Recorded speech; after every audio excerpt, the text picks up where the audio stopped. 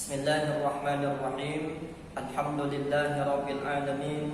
Wassalatu wassalamu ala asyrafil mursalin wa ala alihi wa ashabihi ajma'in, amma ba'du.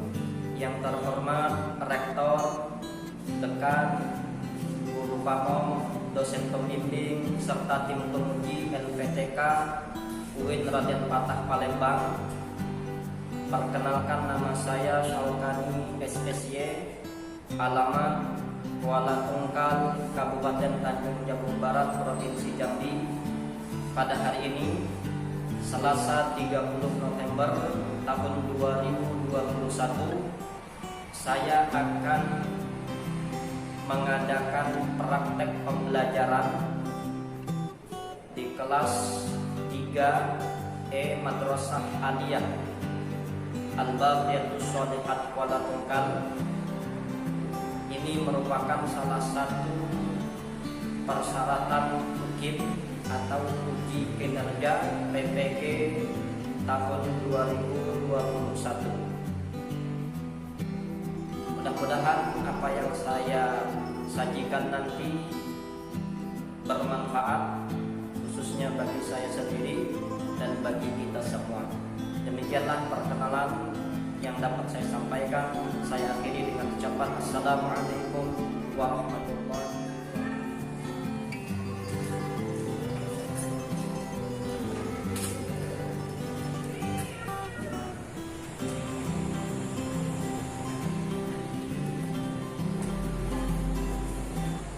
Assalamualaikum warahmatullahi wabarakatuh. Waalaikumsalam warahmatullahi wabarakatuh. Bismillahirrahmanirrahim. Alhamdulillahirabbil alamin. Wassalatu wassalamu ala asyrafil mursalin wa ala alihi wa ashabihi ajma'in, amma ba'du. Sebelum kita memulai pembelajaran kita pada hari ini, marilah sama-sama kita membaca doa. Membaca doa, silahkan dimulai. Bismillah. Bismillahirrahmanirrahim. Rabbi shrah li sadri wa yassir li amri wahlul 'uqdatam min lisani yafqahu qawli wasaddid lisani wahdi qalbi bihaqqi sayyidina Muhammadin sallallahu alaihi wasallam. Sebagai warga negara yang cinta tanah air, marilah kita terlebih dahulu menyanyikan lagu kebangsaan, yakni lagu Indonesia Raya. Kepada ananda sekalian, dipersilakan untuk berdiri. Dan salah satu dari kalian silakan maju untuk memimpin.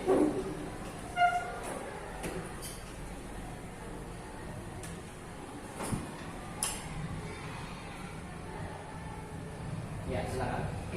Hiduplah Indonesia Raya. 1, 2, 3. Indonesia tanah airku, tanah tumpah darahku.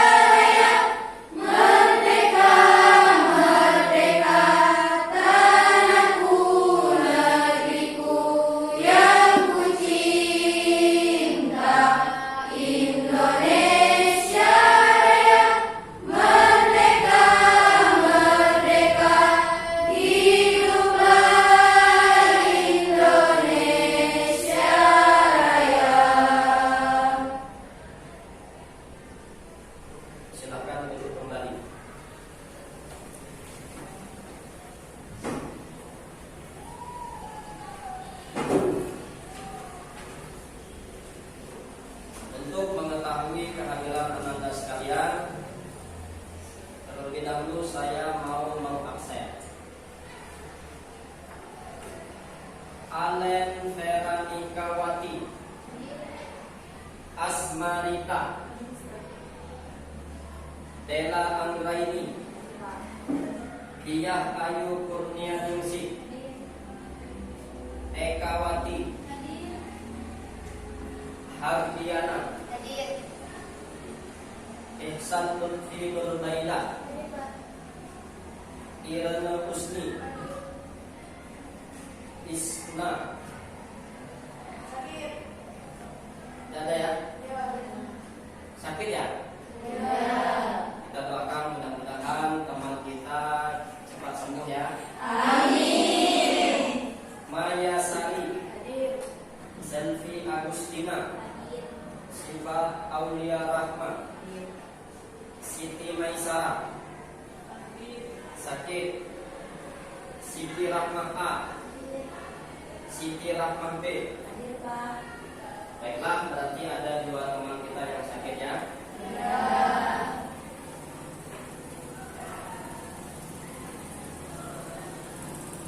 Untuk hari ini apakah masih semangat Anda sekalian?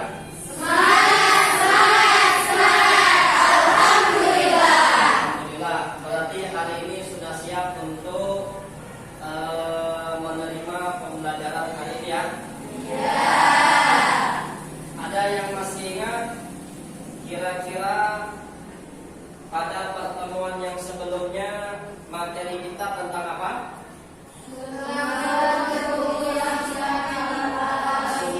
Sumber hukum Islam yang mukhtalaf bagian 1 ya? Sebenarnya ada 8, cuman kita bagi menjadi 2 pertemuan. Nah, pada pertemuan yang sebelumnya kita membahas tentang sumber hukum Islam mukhtalaf bagian 1. Ada berapa yang bagian 1? Apa saja? Yang ketiga? Yang keempat? Saddud Dari'ah. Jadi pertemuan yang sebelumnya materi kita tentang sumber hukum Islam mukhtalaf bagian 1. Yang pertama ada namanya istihsan, yang kedua adalah istishab, yang ketiga adalah maslahah mursalah, yang keempat adalah apa? Saddud Dari'ah. Nah, pada hari ini kita akan membahas kembali tentang sumber hukum Islam mukhtalaf, tetapi bagian yang kedua. Karena kemarin jumlahnya ada 8, maka hari ini kita akan menyambung materi tentang sumber hukum Islam mukhtalaf bagian kedua. Sumber hukum Islam mukhtalaf bagian 2 ini, sebelum kita mempelajari, maka kita terlebih dahulu harus mengetahui tujuan pembelajaran kita tentang sumber hukum Islam mukhtalaf. Nah, sebagaimana yang ada di PowerPoint, ada 6 tujuan pembelajaran kita pada hari ini. Yang pertama apa, anak-anak? Menghayati kebenaran sumber hukum Islam mukhtalaf bagian 2. Yang kedua? Mengamalkan sikap teguh pendirian dan tanggung jawab sebagai implementasi tentang sumber hukum Islam mukhtalaf bagian 2. Yang ketiga? Menjelaskan pengertian sumber hukum Islam mukhtalaf syar'uman maulana. Yang keempat? Menjelaskan pengertian sumber hukum Islam mukhtalaf al-urf. Yang kelima? Menjelaskan pengertian sumber hukum Islam mukhtalaf mazhab Syafi'i. Dan yang terakhir? Menjelaskan pengertian sumber hukum Islam mukhtalaf dalalah al-iqtiran. Nah, pada materi kita hari ini kita akan membahas tentang sumber hukum Islam mukhtalaf bagian 2. Jumlahnya juga ada 4. Yang 4 itu tadi sudah kita baca tujuannya. Yang pertama adalah syar'u man qablana yang akan kita bahas pada hari ini. Yang kedua al-uruf, yang ketiga madhab sahabi, yang keempat dalalatul iqtiran. Ini sambungan daripada materi kita yang sebelumnya.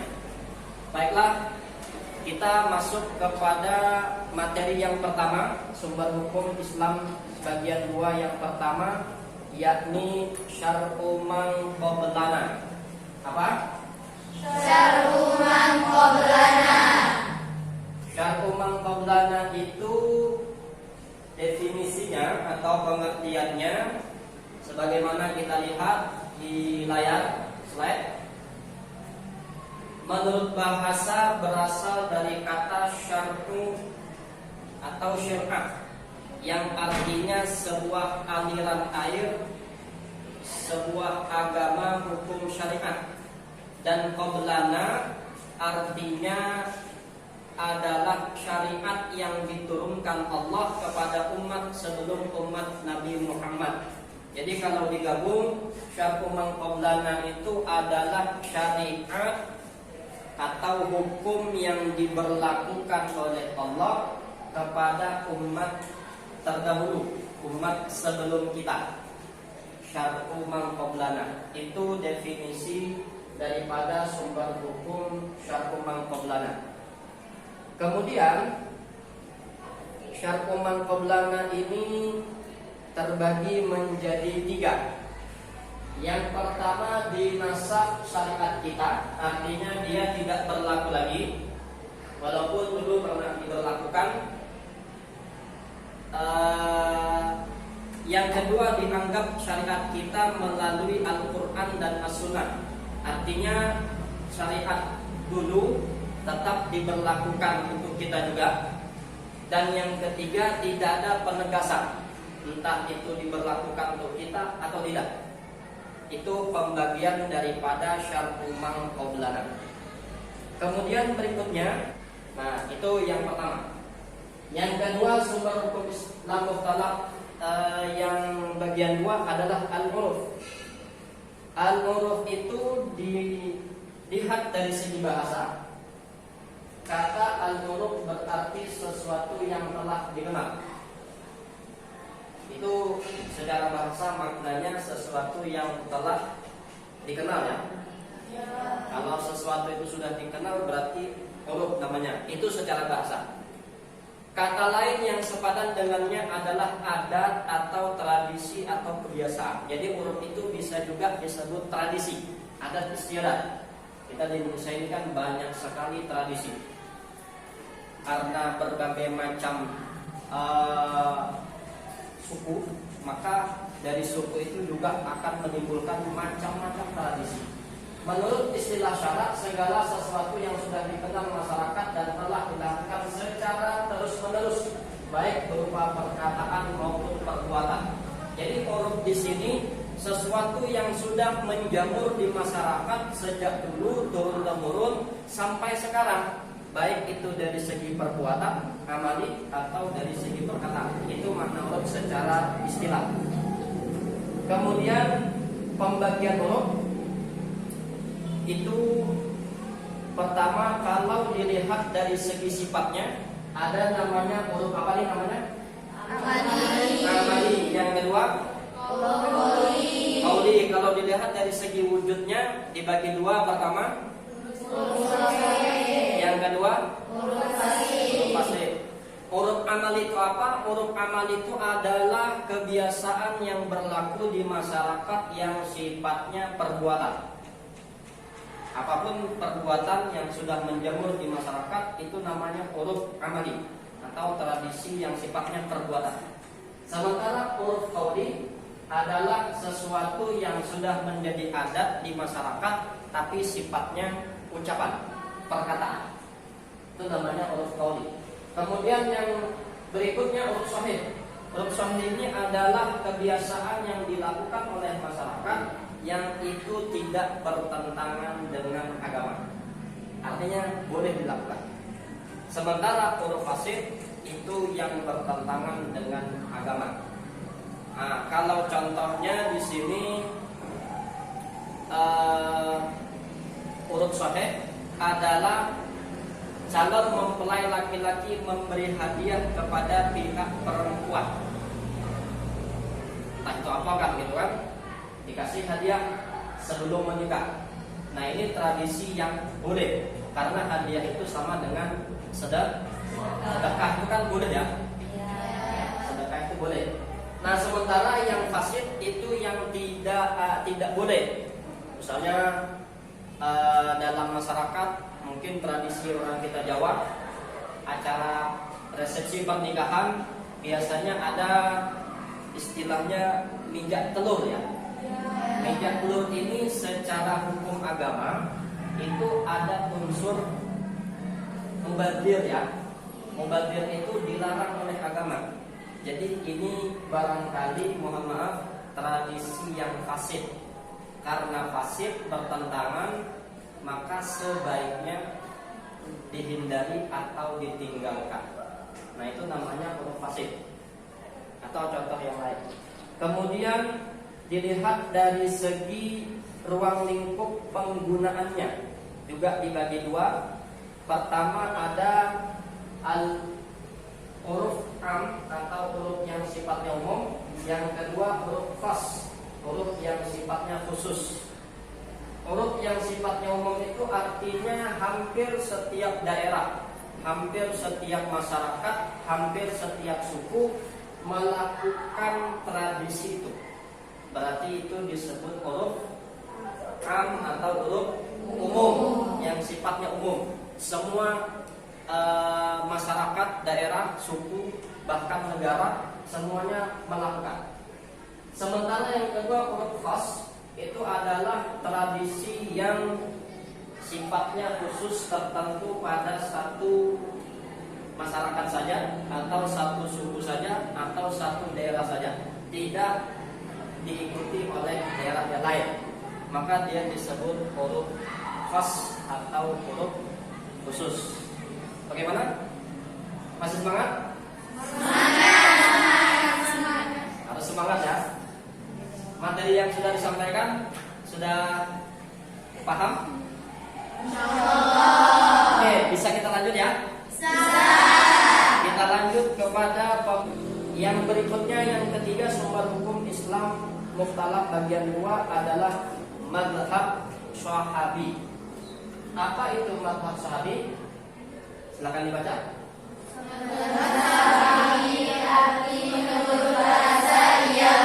Pendapat sahabat Rasulullah SAW tentang suatu kasus di mana hukumnya tidak dijelaskan secara tegas dalam Al-Quran dan Sunnah Rasulullah. Itu namanya mazhab Syahabi, atau bahasa gampangnya pendapat pribadi sahabat.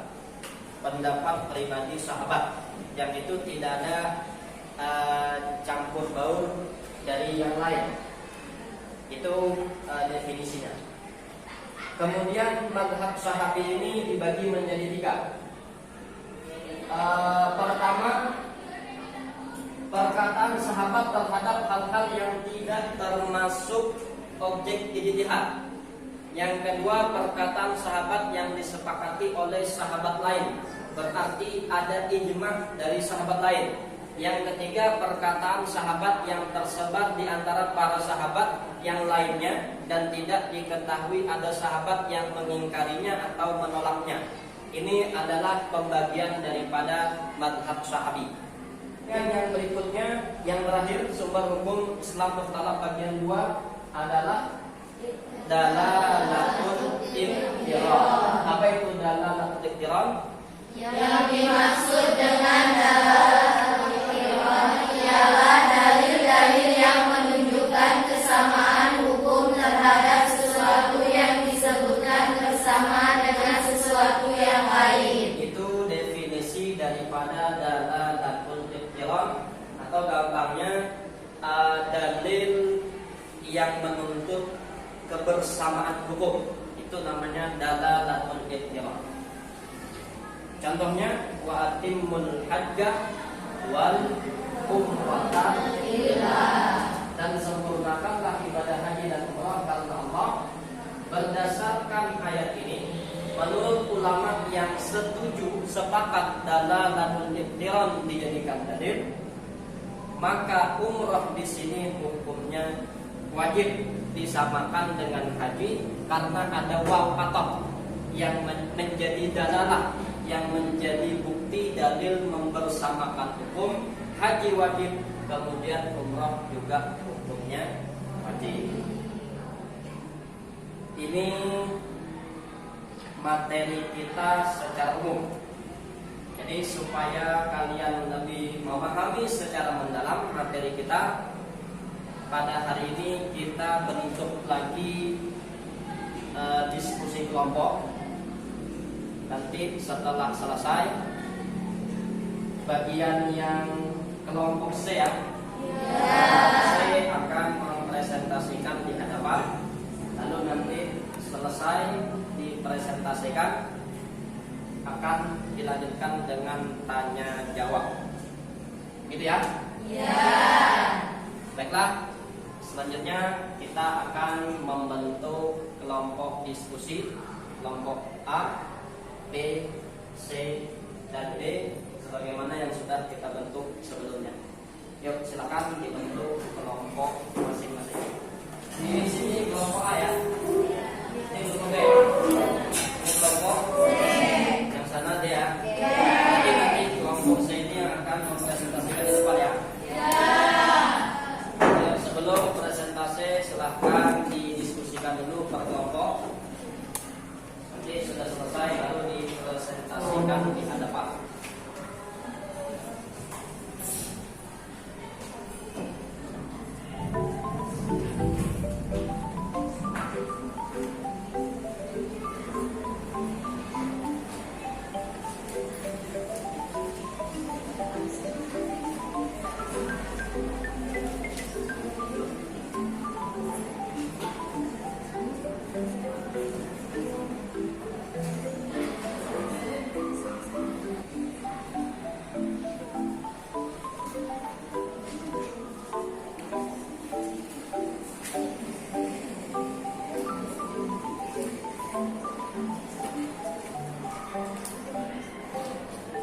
Bagaimana, sudah selesai?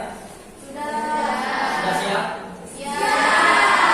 Baiklah, kalau begitu kita akan tampilkan kelompok C untuk mempresentasikan hasil diskusinya di depan.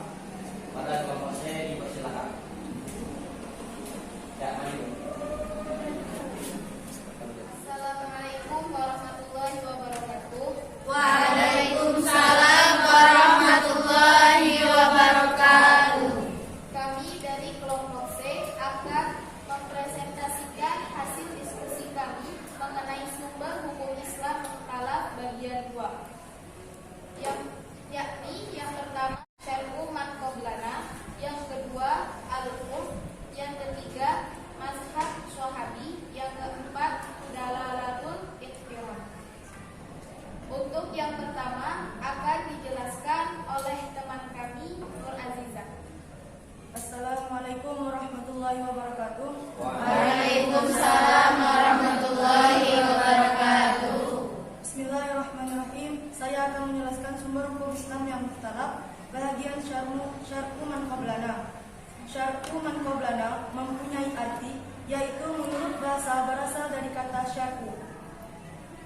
Sedangkan menurut istilah syar'u man qablana adalah syariat yang diturunkan Allah kepada umat sebelum umat Nabi Muhammad SAW, yaitu ajaran agama sebelum datang ajaran agama Islam yang melalui perantara Nabi Muhammad SAW, seperti ajaran agama Nabi Musa, Nabi Isa, Nabi Ibrahim, dan Nabi Daud alaihissalam, dan lain-lain. Sekian dari saya, terima kasih. Baiklah, untuk yang kedua akan dijelaskan oleh teman kami Isa Maryam. Assalamualaikum warahmatullahi wabarakatuh. Waalaikumsalam warahmatullahi wabarakatuh. Saya akan membacakan sumber hukum yang mukhtalaf bagian kedua, yaitu al-uruf. Dilihat dari segi bahasa, kata al-uruf berarti sesuatu yang dikenal. Kata lain yang sepadan dengan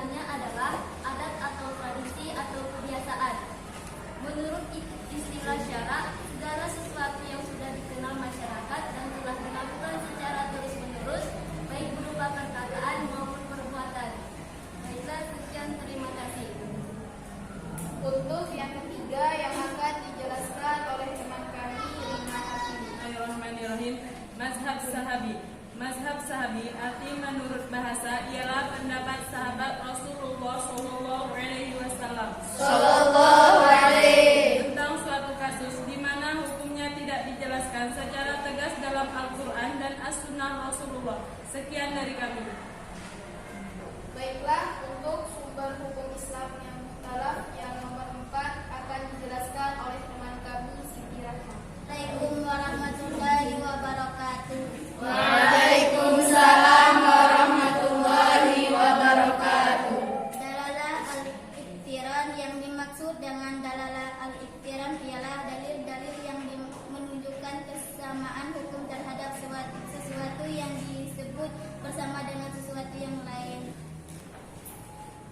Karena sudah selesai presentasi dari kelompok C, teman-teman yang ingin bertanya terkait materi yang sudah dipresentasikan, dipersilakan.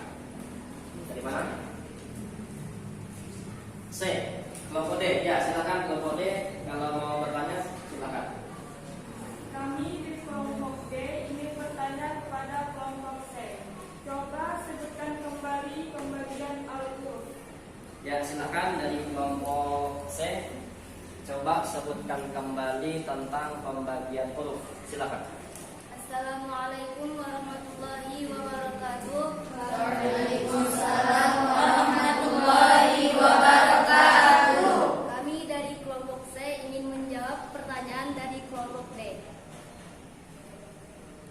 Huruf itu terbagi menjadi 3 segi. Dilihat dari segi sifatnya terbagi menjadi 2, yaitu al-huruf amali, kedua al-huruf qauli. Dilihat dari segi wujudnya, al-huruf terbagi menjadi 2, yaitu al-huruf sahih atau baik, yang kedua al-huruf fasid. Dilihat dari segi ruang lingkup, al-huruf menjadi 2, pertama al-huruf am atau umum, yang kedua al-huruf khas atau khusus. Sekian dari jawaban kami. Baiklah, apa ada lagi yang mau bertanya? Ya, silakan kelompok B. Saya perwakilan dari kelompok B ingin bertanya. Sebutkan contoh syar'u man qablana. Bismillahirrahmanirrahim. Contoh syar'u man qablana diantaranya adalah tentang puasa dan qisas. Sekian dari jawaban kami, saya ucapkan terima kasih. Dari kelompok lain, apakah ada lagi yang mau bertanya? Kami persilahkan. Ya, kelompok A yang mau bertanya. Kami kelompok A ingin bertanya kepada kelompok C. Coba sebutkan contoh mazhab sahabi yang bisa dijadikan sumber hukum. Jawab pertanyaan dari kelompok A. Jawabannya ialah contoh bagian 1/6 harta waris untuk nenek. Semoga kelompok A bisa menerima jawaban. Hasil diskusi kami pada hari ini, apabila terdapat kesalahan, kami mohon maaf sebesar-besarnya. Kami akhiri. Wassalamualaikum warahmatullahi wabarakatuh. Waalaikumsalam warahmatullahi wabarakatuh. Alhamdulillah, selesai presentasi dari kelompok C, kelompok 3. Kita berikan tepuk tangan yang meriah. Baiklah, kepada kelompok C dipersilakan kembali ke tempat. Untuk lebih memperkuat pemahaman kalian tentang sumber hukum Islam dalam bagian 2, saya ingin memberikan tugas kepada kalian. Silahkan dikerjakan di rumah masing-masing. Pada pertemuan akan datang dikumpulkan kembali. Ini lembar kerjanya.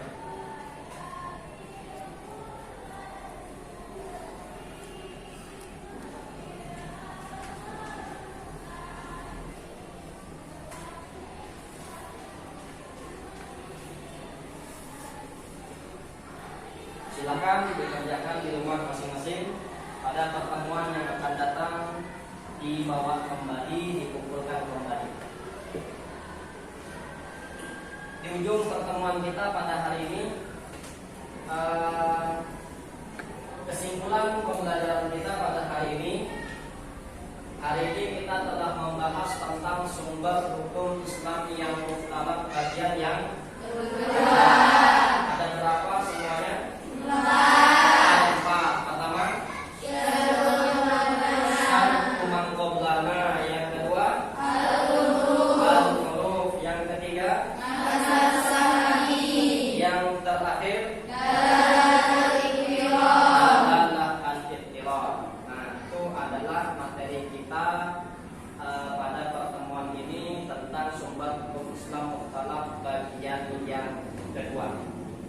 baiklah, sebelum kita tutup, Anda sekalian jangan lupa jaga kesehatan, karena kita masih dalam kondisi COVID-19 ya. Virus itu masih betah di sisi kita, belum minggat. Jadi mudah-mudahan dalam waktu ke depan, mudah-mudahan corona ini segera hilang dari muka bumi. Amin. Karena masih ada, jadi jangan lupa tetap jaga kesehatan, jaga imun, ingat 3M, memakai masker, kemudian mencuci tangan dan menjaga jarak supaya kita terhindar dari penyakit corona. Nah, untuk pertemuan pada minggu yang akan datang, kita akan membahas tentang bab yang ketiga ya. Bab yang ketiga tentang konsep ijtihad dan bermanfaat. Mudah-mudahan Allah memberikan kita kesehatan sehingga kita bisa bertemu kembali pada pembelajaran yang berikutnya. Amin ya rabbal alamin. Nah, untuk lebih mengambil berkah pertemuan kita pada hari ini, marilah kita tutup pembelajaran kita pada hari ini. Mudah-mudahan apa yang kita pelajari, apa yang kita dapatkan diberikan berkah oleh Allah, ilmu yang kita dapat bermanfaat dunia dan akhirat. Silakan membaca doa. Bismillah.